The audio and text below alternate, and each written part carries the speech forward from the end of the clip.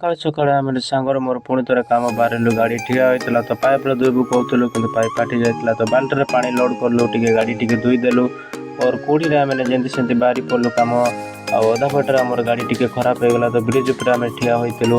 ତ ଆମେ ଯେମିତି ସେମିତି ଗାଡ଼ି ସେ ଜାଗାରୁ ନେଇକି ଆସିଲୁ। ଆଉ ଫେବର ଜାଗାରେ ଫେବର ପହଞ୍ଚିଗଲୁ, କିନ୍ତୁ ଇଟା ଲୋଡ଼୍ କରିଦେଲୁ ତା ବଦଳରେ ଆମେ। ଓ ତାପରେ ଆମେ ବାହାରି ପଡ଼ିଲୁ। ଆମର ଡ୍ରାଇଭର ବାବୁ ମଧ୍ୟ ଆସିଲେ। ତାର 18+ ହେଇନେଲେ ବି ସେ ଗାଡ଼ି ଚଲାଉଛି, ଏଇଟା ଇଲିଗାଲ। ଆମେ ଏଇ ଜଙ୍ଗଲ ପଟେ ମଧ୍ୟ ଦେଇକି ଗଲୁ, ଦେଖିପାରୁଥିବେ। ଆଉ ଆମେ ଗୋଟେ ବ୍ରିଜ୍ ପହଞ୍ଚିଲୁ। ସେ ବ୍ରିଜ୍ରେ କିଙ୍ଗର ଅଛନ୍ତି ବୋଲି କହୁଥିଲେ, ତ ଆମେ ମାର୍କେଟ ପଟେ ମଧ୍ୟ ଦେଇକି ଗଲୁ। ତାପରେ ଅନଲୋଡ଼ କରିଦେଇକି ଆମେ ଡାଲା ଟେକି ଦେଇକି ଆସିଲୁ। ତାପରେ ଏଇ ମନ୍ଦିର ଦେଖିପାରୁଥିବେ, ଏଇଟା କେଉଁ ମନ୍ଦିର କମେଣ୍ଟରେ କହିବେ। ଆଉ ଭୋକ ଲାଗୁଥିଲା ତ ସାଙ୍ଗର ମୋର ଆସି ଜଳଖିଆ ଟିକେ ଖାଇଦେଲେ। ଓ ତାପରେ ମେଟାଲ ଲୋଡ଼୍ କରିଲେ, ଆଉ ବାଲି ଲୋଡ଼୍ କଲେ। ଦିନସାରା କାମ କରିକି ତାର ଭୋକ ବି ଲାଗିଲା ତ ଖାଇଦେଲେ। ଆଉ କାମ ସାରିକି ଆମେ ଗାଡ଼ି ଥୋଇ ଦେଇକି ଏଠି ସାଙ୍ଗମାନେ ବସିଥିଲେ। ତାପରେ ଆମେ ପଇସା ନେଇକି ବାହାରି ପଡ଼ିଲୁ, ଅଟୋ ଜଗିଥିଲୁ। ଅଟୋବାଲା ବି ଆମର ଆସିଲେ, ତ ଅଟୋରେ ବସିକି ଆମେ ଘରକୁ ଆଇଲୁ।